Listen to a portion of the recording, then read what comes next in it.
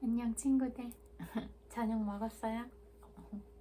어, 오늘 어떤 하루 보냈어요?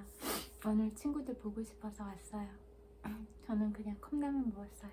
친구들이 좋아하는 거 먹었는지 모르겠다. 음, 그냥 오늘도 또 마음들에 대해서 생각을 많이 해보게 됐는데, 이렇게 차라리 표현을 할 수 있는 마음이면 그래도 좀 한결 가벼운 마음일 수 있겠다. 우리가 가지고 있는 그런 마음들을 다 표현하고 살지는 못할 수도 있겠다. 이런 마음들이 들어서 좀 많이 슬프다는 생각이 들었어요. 그리고 또 우리가 아이들이 진짜 밝은 미래를 대표하잖아요. 그러니까 주변에 있는 부모님들이나 어른들은 아이들한테 주는 사랑이 맹목적인 사랑을 줄 수 있어야 한다. 이런 생각이 늘 한결같은 것 같아요. 그래서 어떤 어른들의 바램이나 이런 것들을 강요하고 그런 것보다는 그냥 내가 너를 항상 믿고 네가 어떤 말을 해도 나한테 편하게 할 수 있고, 네가 말을 하는 것들, 그리고 너는 내가 가장 너의 안전한 지대가 되어줄 수 있다, 이런 마음들을 주는 게 정서적으로 아이들한테 가장 필요하고 그런 부분들은 아닐까, 이런 생각이 들었어요. 그리고 이제 좀 또 생각을 해봤는데 우리가 그런 뭐 외모나 신체적인 특징이나 이런 것들은 다 다르잖아요. 그런데 그런 것들도 그냥 뭐 통통한 몸을 가질 수도 있고 마른 몸을 가질 수도 있고 다 다르잖아요. 그런데 그냥 그 몸 자체로 몸은 그냥 예쁘다, 이렇게 생각하거든요. 그리고 만약에 이제 조금 살을 더 찌고 싶다거나 아니면 조금 다이어트를 더 하고 싶다거나 그런 생각을 할 수도 있잖아요. 그러면 그냥 자기 몸에 대한 상태에 대해서 그런 비관적이고 자학하거나 그런 마음을 갖지 말고 그런 자기가 원하고 싶은 상태의 몸을 생각하는 거예요.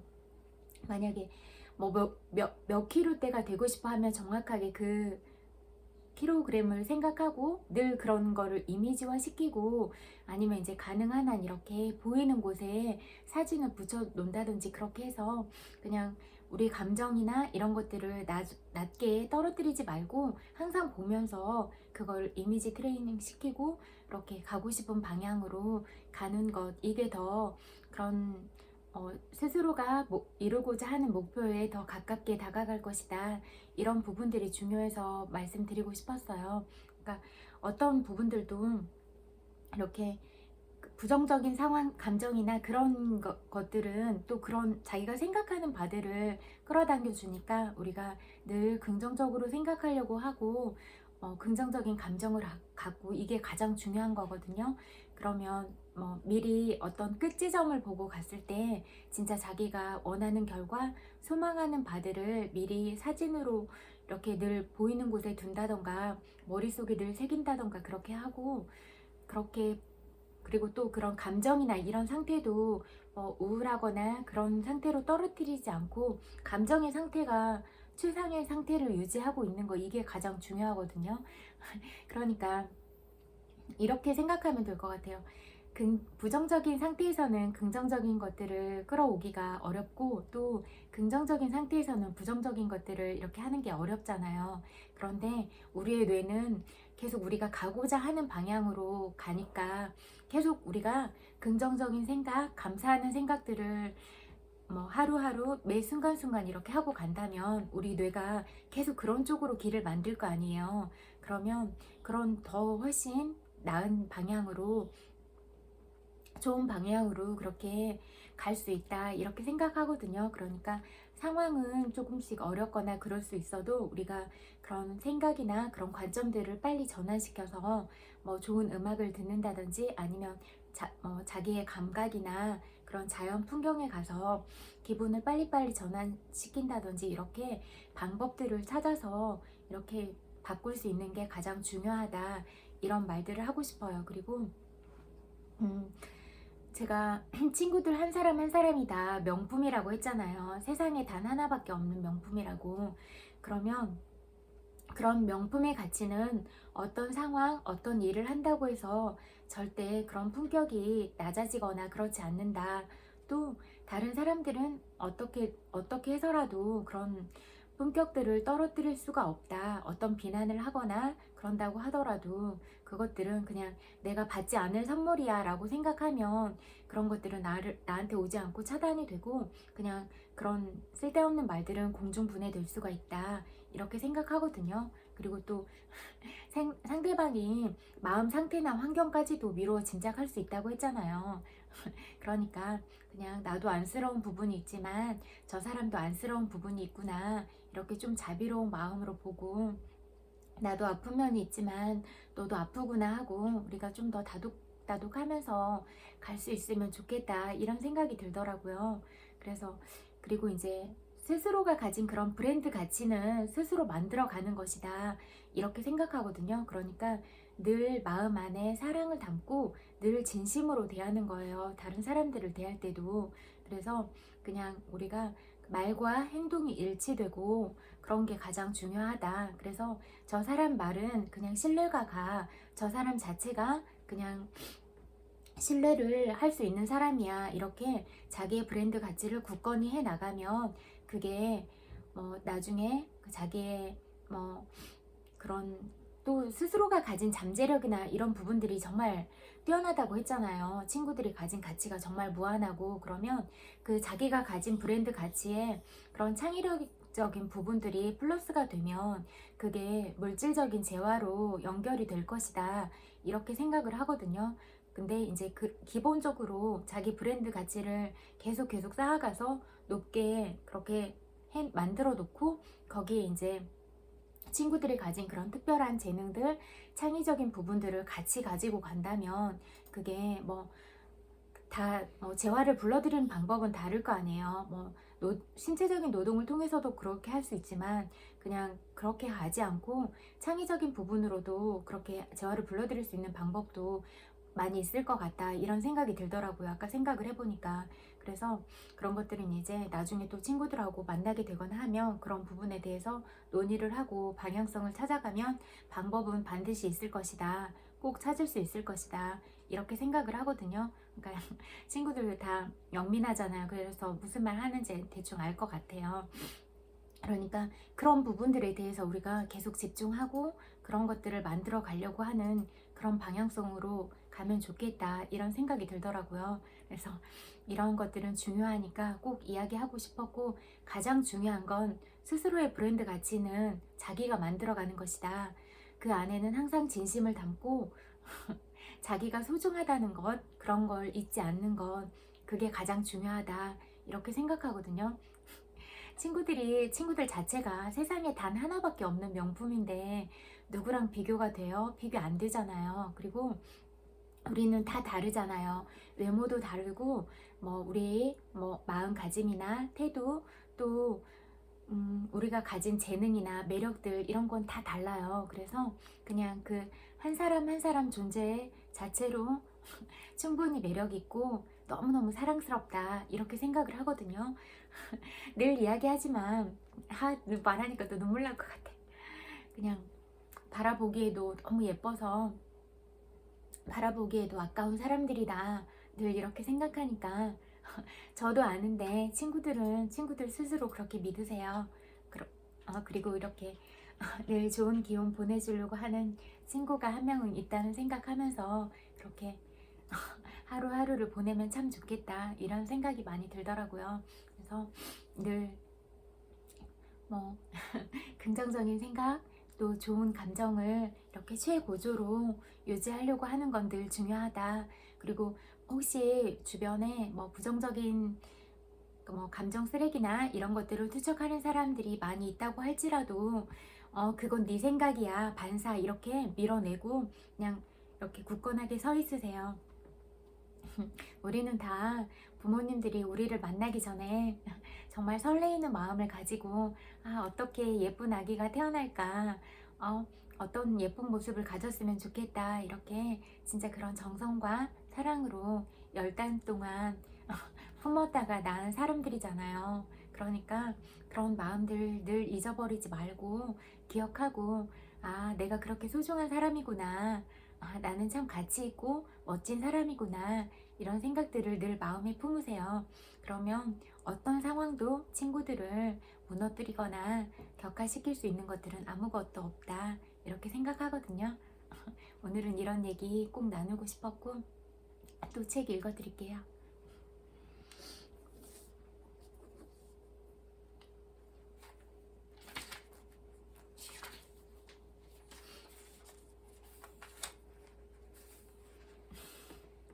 우리는 종종 최상의 것을 고집한다. 그래야만 자신의 삶의 품격을 보장받을 수 있다고 생각하기 때문이다.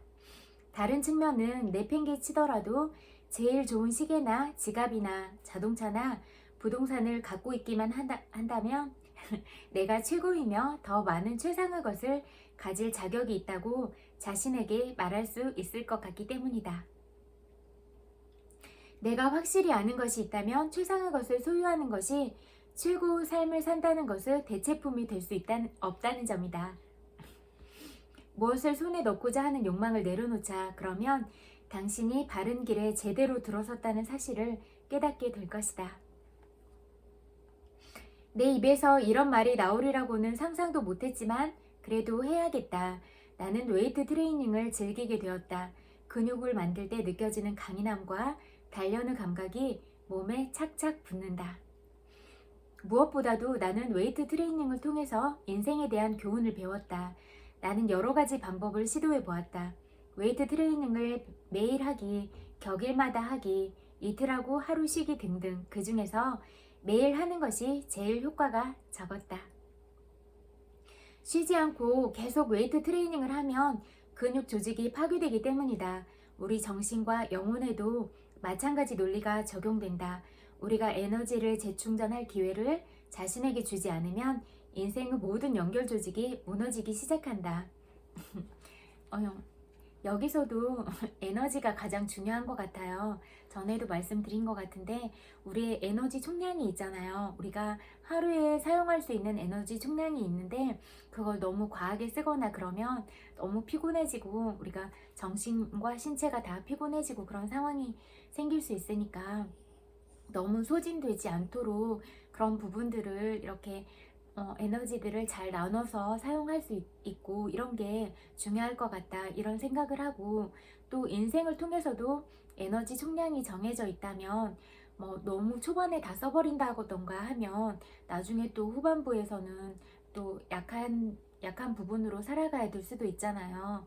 그러니까 이런 것들도 이렇게 잘 맞게 조절을 하면서 살아갈 수 있으면 좋겠다 이런 생각이 들더라고요. 그리고 또 중도는 또 그때그때에 맞는 중도가 중요할 것 같은데 어떤 부분이더라도 너무 과하면 좋지는 않을 것 같다 이런 생각이 들더라고요. 그러니까 우리가 건강을 챙기고 이렇게 하려는 건 좋지만 너무 건강 염려증 환자처럼 너무 또 그런 건강에 집착하거나 그러면 오히려 또 더 좋지 않은 결과들을 또 가져올 수 있다 이런 생각들도 들더라고요.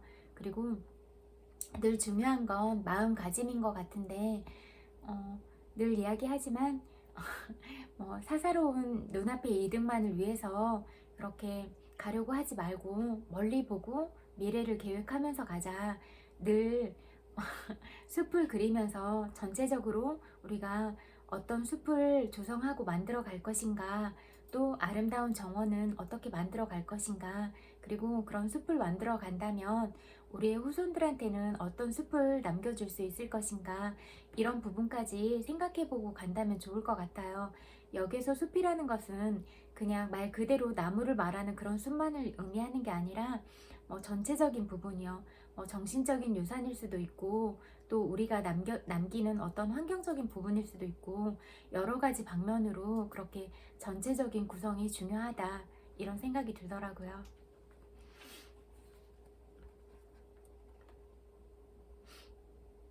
모든 일을 계속 변함없이 유지하려고 하다 보면 스트레스가 생긴다.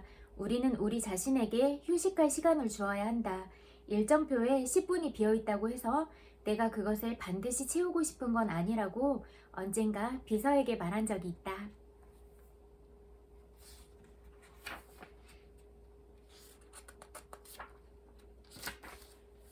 내 철학이 설파하는 걸 직접 실천해 봅시다 라고 나는 말했다. 그 말은 내가 숨 쉴 수 있는 공간이 내 일과의 일부가 되어야 함을 뜻했다. 그래서 나는 짧은 고요함의 순간을 일정표에 넣기 시작했다. 그때가 되면 적어도 10분 동안은 아무것도 하지 않는다. 때때로 나는 그저 반려견의 배를 문지르거나 공 던지기 놀이를 짧게 한다. 산책하러 나가거나 책상 앞에 가만히 앉아있기도 한다. 효과는 실로 놀랍다. 자신에게 짧은 휴식을 줄 때마다 에너지가 더 샘솟는 것이 느껴진다. 그 다음에 해야 할 모든 일에 더 나은 기분으로 대처하게 된다. 약간의 휴식만으로도 오랫동안 생생하게 지낼 수 있다는 것을 나는 확실히 안다. 그래서 내게 그 시간을 주는 것에 대해 손톱만큼의 죄책감도 느끼지 않는다. 내 연료 탱크를 채웠기 때문에 나는 다음 단계가 왔을 때 불끈불끈 솟는 힘으로 무슨 일이든 해치울 준비가 되어 있을 것이다. 완전히 회복된 상태로 말이다. 나는 운동이 필요한 이유를 언제나 잘 알고 있다고 생각했다. 뚱뚱한 엉덩이를 가지지 않기 위해서 아닌가. 하지만 2005년 요하네스버그를 방문했을 때 나는 비로소 운동이 필요한 진정한 이유를 알게 되었다. 당시에 나는 요하네스버그 인근에 건립 중이던 리더십 여학교를 방문할 계획이었고 일정은 빠듯했다. 방문지에 이르렀을 때 시차 때문에 피곤했던 나는 이튿날 아침 7시에 자리에서 일어나 운동하는 일정을 건너뛰기로 했다. 대신 모자란 잠을 채우기 위해 침대에서 1시간을 더 머물렀다. 그것이 도착 첫날 내가 한 변명이었다. 3일째 되던 날은 러닝머신이 문제였다. 러닝머신 바닥의 쿠션이 적당치 않아 무릎에 부담이 갈 것 같았다. 이렇게 운동을 하지 않은 채 3일이 지나자 건강한 체중을 유지하자는 나의 다짐이 쓰러졌다. 운동하는 것보다는 나 자신에게 거짓말을 하는 게 더 쉬웠다.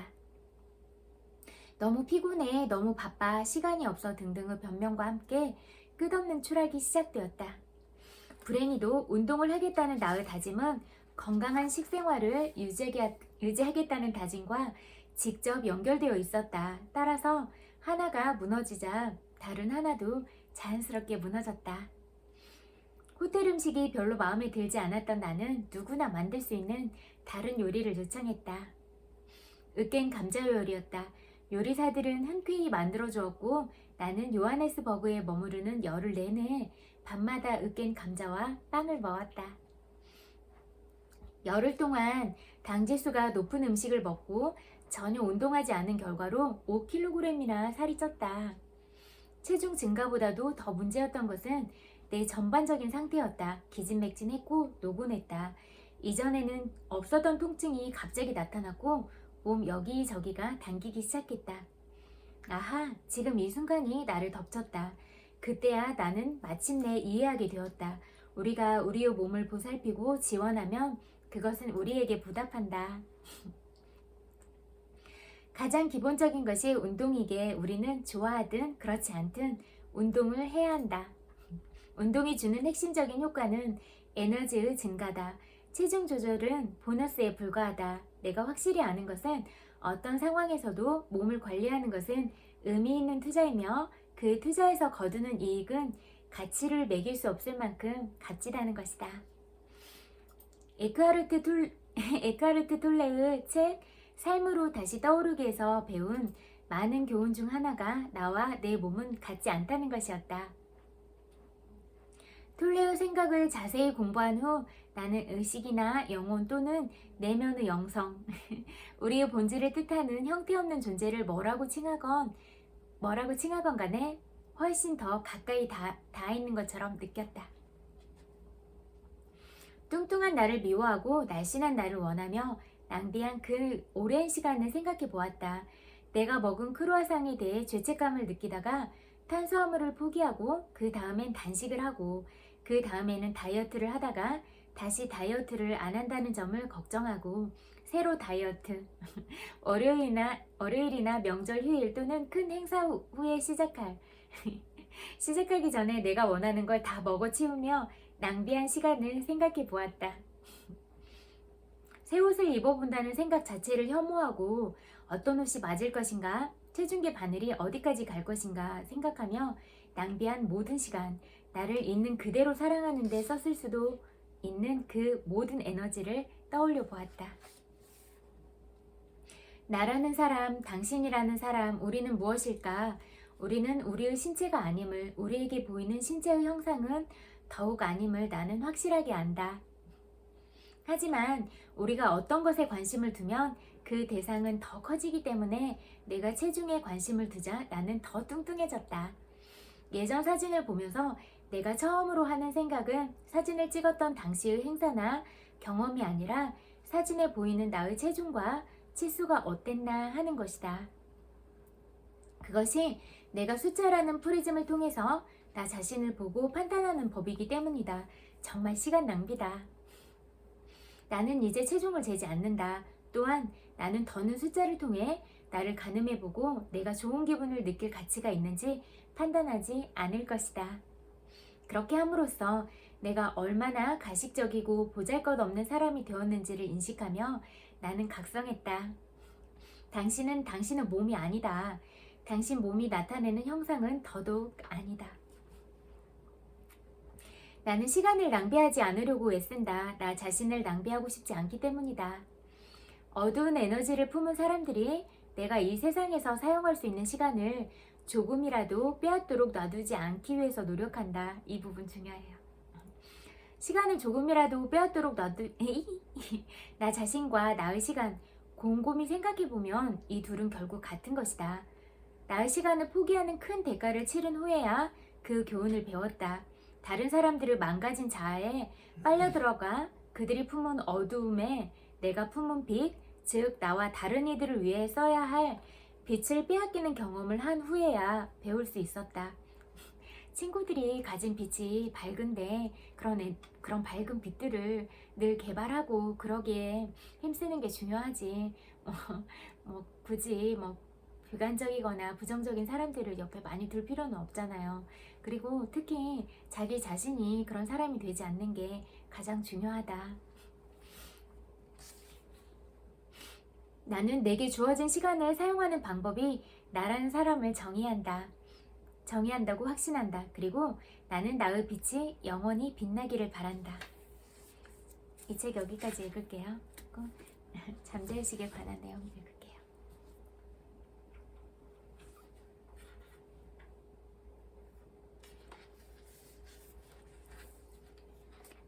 5천만 달러를 끌어들인 감사. 류시행 해밀턴 팅이라는 청년이 있었다. 그는 일리노이주 피오리아에서 태어났는데 꿈과 야망을 펼치기엔 너무 좁았다. 류시행은 시카고에서 자신의 운을 시험해 보기로 했다. 그는 사무실에서 단순한 잡무를 하는 일자리를 간신히 얻었다. 방세를 내고 나면 하루 식비는 50센트밖에 남지 않았다. 5센트짜리 초콜릿으로 점심을 때웠고 아침으로 15센트를 쓰고 나면 저녁 식사는 35센트를 넘어서는 안 됐다. 그는 매일 아침 50센트를 쓰기 전 10분 정도 다음 문장을 몇 번이고 반복했다. 이 돈은 몇 배로 불어납니다. 감사합니다. 매일 버는 돈이 늘어나고 있습니다. 그는 총명했고 성공한 사람들을 끌어당겼다. 좋은 기회가 그에게 점점 찾아오기 시작했다. 이러한 기회를 놓치지 않고 활용했다. 감사합니다를 입버릇처럼 말했다. 세월이 흐르자 영향력이 큰 사람들이 그 의견을 묻고 따르기 시작했다. 그는 사업에 타고난 재능이 있었고 통찰력은 점차 깊어졌다. 많은 사람이 시장을 꿰뚫어보는 그 지혜에 찬사를 보냈고 그 말을 전적으로 신뢰했다. 류시행은 수많은 CEO 사업 문제를 해결했으며 성공적으로 문제를 하나씩 풀어나갈 때마다 감사합니다 라는 말을 수십 번씩 반복했다. 어느 날 멋진 아이디어가 떠올라 친한 친구에게 이야기했다. 친구는 류시행의 아이디어에서 무궁무진한 잠재력을 보았다. 둘은 손을 잡고 제너럴 가스 앤드 일렉트릭 컴퍼니라는 회사를 세웠다. 사업은 급격하게 성장해 미국 동부 전역에 지사를 세울 정도로 뻗어나갔고 수년 후에 5천만 달러의 회사를 매각했다. 감사하는 마음은 전염된다. 감사하는 마음이 발휘하는 힘을 설명하는 일화가 있다. 한 접골사의 이야기다. 그는 소년 시절 가난에 찌들었던 나머지 경비원으로 일하면서 학비를 벌어야 했다. 개업했을 당시에는 일주일 내내 파리만 날렸다. 찾아오는 환자가 한 명도 없었다. 마음이 쓰라린 나머지 매사를 비관했다. 개업 2주차가 되어 첫 번째 환자를 받았다. 동네에 젖고런이 있었으면 했는데 여기에 개업해 주셔서 모두 감사하게 생각하고 있어요. 가게가 잘 되길 동네 사람들 몇몇이 모여 기도했답니다. 고마운 일들이 참 많아요. 비참하고 가난하게 사는 사람의 대부분은 감사하는 마음이 부족해서 가난한 거예요. 이 말이 적불사의 마음속 깊은 곳에 가라앉았고 인생의 전환점이 되었다. 그는 자신의 손을 통해 사람들이 치유될 수 있음에 치료비를 받을 수 있음에 감사했다. 그러자 환자들이 몰려들었다. 지혜가 솟아나고 많은 환자들의 병을 낫게 했으며 큰 돈을 벌었다. 그가 환자들에게 미치는 영향력이 커졌음은 물론이다.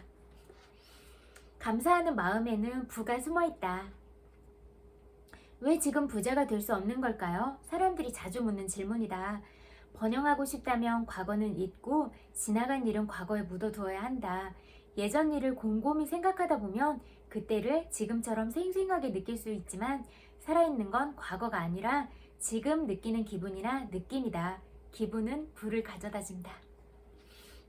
과거 한때 얼마나 부유했는지 생각하면서 시간과 에너지를 낭비하는 건 어리석은 일이다. 과거에서 벗어나지 못하는 것은 죽음과 침체를 뜻한다. 과거의 성취는 기뻐하되 과거에 부족했던 점에 머물거나 과거보다 부족한 점을 비교하지 말라. 과거에 무엇을 가졌고 무엇을 잃었던 좋은 것을 받아들이고 이제 다 되었다를 되뇌면서 길을 걸어가라. 부동산이 안 팔려서 고생하는 남성이 있었다. 수중에 돈이 없었다. 그는 의자에 기대고 누워서 눈을 감고 잠이 오기 시작할 때까지 몸을 움직이지 않았다. 긴장이 풀리니 졸리고 몽롱한 상태로 들어갔다. 노력을 덜 들여도 되자 더 나은 결과물이 나왔다.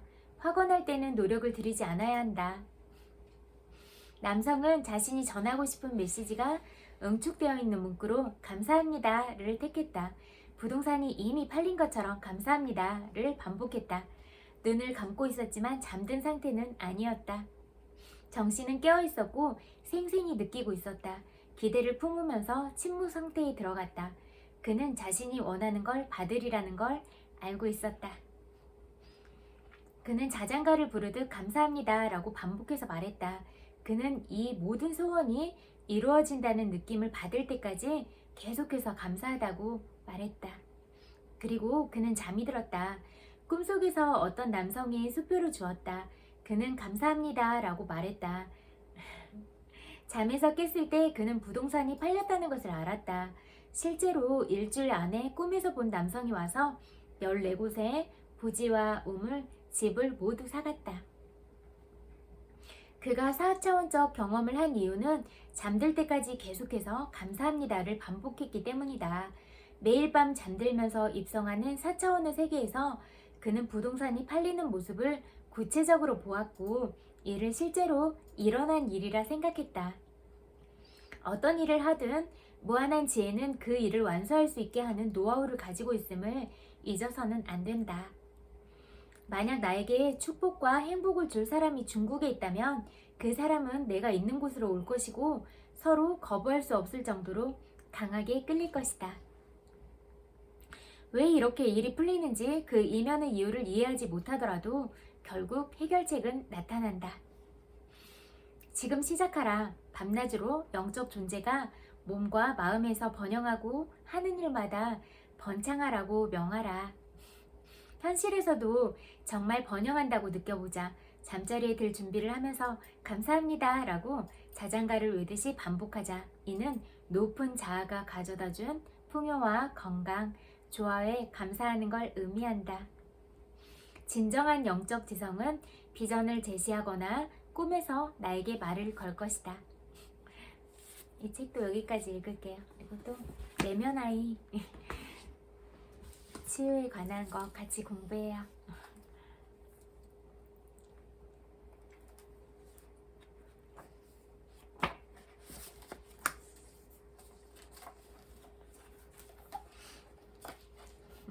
무질서한 행동. 훈련이라는 말은 라틴어의 가르침이라는 단어에서 유래되었다. 훈련을 통해 우리는 아이들에게 인생을 사랑하며 풍성하게 사는 법을 가르친다. 스캇은 훈련이 인생의 고통을 줄일 수 있는 단 한 가지 방법이라고 말했다.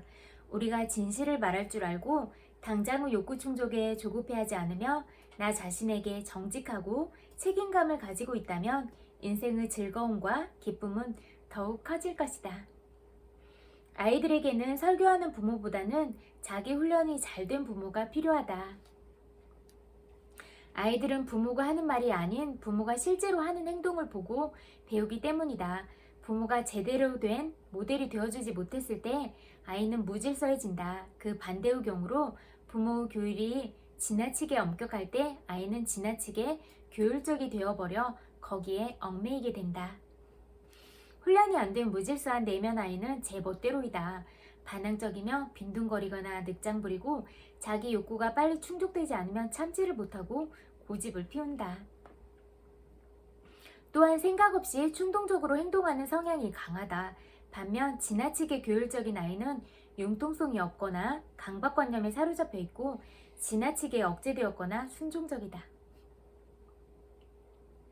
다른 사람들을 기쁘게 하려고 부끄러움이나 죄책감에 사로잡혀 있는 성향이 있다. 그러나 상처받은 내면 아이를 지닌 대부분의 사람들은 무질서한 모습과 지나치게 교율적인 모습들 사이를 왔다 갔다 하며 방황하고 있다. 중독적이고 강박적인 행동. 상처받은 내면 아이는 각종 중독과 중독적인 행동들의 주 원인이다. 나의 경우 어린 나이에 알코올 중독자가 되어버렸다. 역시 알코올 중독자였던 나의 아버지는 내가 어렸을 때 신체적으로 그리고 정서적으로 날 버렸다. 나는 아버지에게 필요 없는 존재처럼 느껴졌다. 아버지는 한 번도 내가 어떻게 행동해야 하는지 모범을 보여준 적이 없었으며 나와 함께 지낸 적도 없었다. 나는 다른 사람에게 사랑받고 인정받는다는 것이 어떤 것인지 경험을 해본 적이 없었기 때문에 나 자신을 진정으로 사랑해 본 적이 없었다. 10대에는 아버지가 없는 다른 아이들과 어울려 가출을 하기도 했다. 우리는 남자다움을 증명하려고 술을 마시고 매춘을 하기도 했다. 15세부터 30세까지 나는 중독적으로 술을 마시며 마약을 했다. 그러다 1965년 12월 11일에 이 모든 것들을 끊게 되었다. 하지만 나의 중독적인 행동들은 다른 방식으로 계속되었다. 술이나 마약과 같은 화학적인 것들에 대한 중독은 멈춰졌지만 나는 중독적으로 담배를 피웠고 중독적으로 일하고 중독적으로 먹기를 반복하고 있었던 것이다. 내가 알코올 중독에 빠진 건 내가 물려받은 유전인자 때문에 당연할지도 모른다고 생각했다. 알코올 중독이 유전인자와 관련이 있다는 것은 확실한 증거가 있어 보이기 때문이다. 하지만 유전적 요인이 알코올 중독을 설명하기에 충분하지 않다. 그게 사실이라면 모든 알코올 중독자의 자녀들은 알코올 중독자가 되어야 한다. 물론 이것은 말도 안 되는 이야기다. 그 예로 나의 형이나 누나는 알코올 중독자가 아니기 때문이다. 나는 지난 25년 동안 알코올 중독자와 마약 중독자들의 치료를 위해 일해왔다. 그중 15년간은 10대 마약 중독자들을 위해 일했었다. 그 기간 동안 단지 화학적인 이유 때문에 중독에 빠진 사람은 한 번도 본 적이 없다. 물론 화학적인 것에 아주 빠르게 중독되는 사람도 있다. 거의 2달 만에 아주 심각하게 중독에 빠져버린 10대 청소년들을 본 적도 있기 때문이다. 그러나 내가 발견한 중독의 가장 공통적인 원인은 바로 상처받은 내면 아이였다. 상처받은 내면 아이는 강박적이고 중독적인 모든 행동들을 만족할 줄 모르는 뿌리이다. 그 예로 나 자신이 중독적으로 마시던 술을 끊었을 때 나는 완전히 다른 형태의 감정적인 대체물들을 찾게 되었다. 상처받은 내면 아이의 채워지지 않는 욕구 때문에 나는 다시 강박적으로 일하고 먹고 담배를 피우게 되었던 것이다. 알코올 중독 가정은 다른 아이들처럼 나 또한 정서적으로 버림받았다. 어린아이에게 있어서 버림받는다는 것은 마치 죽음과도 같다. 내가 살아가기 위해 필요한 두 가지 기본적인 욕구들. 나의 부모님은 괜찮은 분들이고 나는 중요한 존재라는 것을 충족하기 위해서 나는 어머니의 정서적인 대리 남편이 되어야 했고 어린 남동생에게는 부모 역할을 해야 했다. 이렇게 어머니와 다른 사람을 도와주는 것으로 내가 괜찮은 사람이라고 믿을 수 있었다. 나는 어머니가 성자 같은 사람이며 아버지는 사실은 나를 사랑하시지만 몸이 너무 아프셔서 잘 표현하지 못한다는 말을 들었고 또 그렇게 믿었다. 이 모든 것들이 내가 부모님에게 필요 없는 존재라는 수치심을 다 덮어주었다. 나의 내면은 선택된 지각과 억누른 감정, 잘못된 믿음으로 만들어져 갔다. 그리고 이것이 이후 내 인생에서 모든 새로운 경험들을 받아들이는데 여과기 같은 역할을 했다. 그러나 이렇게 아이가 적응해 나가는 방식은 어린 시절에 살아나는 데는 도움이 되었지만 어른으로서 살아나가는 데는 너무 빈약했다. 결국 30살이 되어서야 나는 17년간의 알코올 중독자 생활을 끝내기 위해서 오스틴 주립병원에서 치료를 받았어야 했다. 상처받은 내면 아이가 강박적이고 중독적인 행동 원인임을 아는 것은 우리에게 더 넓은 맥락에서 중독을 바라볼 수 있도록 도와준다. 중독은 삶에 위험한 결과를 가져오는 기분 전환을 가져오는 감정적 대체물에 대한 병리적 관계이다. 섭식 중독은 가장 극적인 기분 변화를 가져온다. 알코올, 마약, 음식 등은 기분을 바꾸는 고유 화학적 잠재력을 가지고 있다. 기분을 바꿀 수 있는 다른 여러 가지 방법들도 있다. 활동 중독, 인지 중독, 감정 중독, 물건 중독 등이 이에 해당한다. 중독적인 활동에는 일, 쇼핑, 도박, 섹스, 종교적인 의식 등이 있다. 사실 어떤 활동도 기분을 바꾸는 데 사용될 수 있다. 이런 활동들은 마음을 산만하게 함으로써 기분을 변화시킨다. 인지적인 중독은 감정을 회피할 수 있는 가장 확실한 방법이다. 오랫동안 나는 머리로만 살아왔다. 내 직업은 대학 교수였다. 사고는 감정을 회피하는 방법이 될 수 있다. 모든 중독들이 강박관념을 가지고 있다. 감정 그 자체로도 중독이 될 수 있다. 나는 여러 해 동안 분노 중독자였다. 분노는 나의 고통과 수치심을 덮어줄 수 있는 내가 아는 유일한 방패막이었다. 화가 났을 때 나는 무기력하거나 약하지 않으며 강하고 힘이 있는 것처럼 느꼈다. 아마도 누구나 두려움에 빠진 사람들을 쉽게 알아볼 수 있을 것이다. 두려움에 중독된 사람들은 큰 실패를 경험하거나 무서움에 빠지는 경향이 있다. 그들은 사소한 일에도 끊임없이 걱정하는 소심한 사람이 되어서는 주위 사람들을 귀찮게 만든다. 어떤 사람들은 슬픔에 중독되기도 한다. 겉으로는 그들에게 슬픔이 없어 보이지만 그들 자신이 바로 슬픔이다. 슬픔이 그들의 존재 자체가 되어버린 것이다. 내가 가장 염려하는 사람들은 기쁨에 중독된 사람들이다. 그들은 아주 착한 소녀지만 대개가 다 억지로 웃고 있는 것이다. 마치 웃음이 그들의 얼굴에 덕지덕지 있는 듯하다. 기쁨에 중독된 사람들은 어떤 것도 나쁘게 보지 않는다. 하물며 자기 어머니의 사망 얘기를 할 때도 웃음을 보일 정도다. 정말이지 소름 끼치는 상황이 아닌가? 이럴 수도 있나? 물건에도 중독이 될 수 있다. 돈이 가장 보편적인 물건 중독의 예이다. 그 외에 어떤 것에도 중독이 될 수 있으며 기분을 바꾸는 요소로 작용할 수 있다. 타고난 유전인자가 무엇이든 간에 대부분의 중독의 핵심 요소는 상처받은 내면 아이이다. 그리고 이 내면 아이는 만족할 줄 모르는 욕구와 욕망의 상태 속에 있다. 대부분의 사람들이 중독자들을 이런 특성들을 알아내는 데는 그리 오래 걸리지 않는다. 여기까지 읽을게요. 오늘도 제 이야기 들어주셔서 감사해요. 그리고 뭐 제가 올리는 영상들이나 그런 부분들은 감정이나 마음에 대한 것들이 그런 것들 다스리는 것들이니까 또 뭐 반복해서 공부해 본다거나 그래도 좋을 것 같아요. 제가 뭐 불필요하거나 그런 군더더기 같은 그런 내용들은 안 나오니까 꼭 친구들은 실생활에 도움이 될 거라고 믿어요. 그리고 또 그렇게 도움이 되기를 바라는 마음으로 이런 거 촬영하는 거고, 그러니까 그런 마음들이 꼭 친구들 마음 깊은 곳에 가서 닿았으면 좋겠다, 이런 생각을 늘 해요.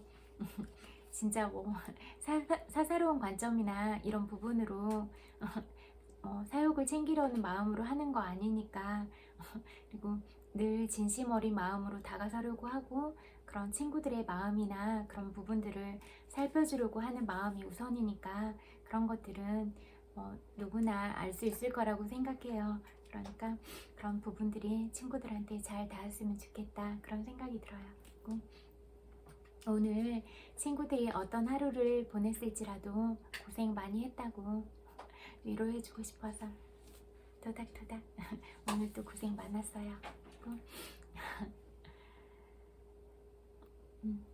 또 잘 때 긍정적인 생각, 또 좋은 감정으로 또 친구들이 이루고 싶은 부분들 그렇게 늘 생각하면서 친구들이 가진 그런 잠재의식이나 그런 부분들을, 창의력적인 부분들을 활용해서 친구들이 늘 스스로 빛을 내고 있지만 그런 빛들이 더 많이 확장되고 더 빛이 났으면 좋겠다, 그런 마음이 들어요. 잘 때 이불 따뜻하게 덮고 편안하게 잘 자요. 굿나잇. 안녕.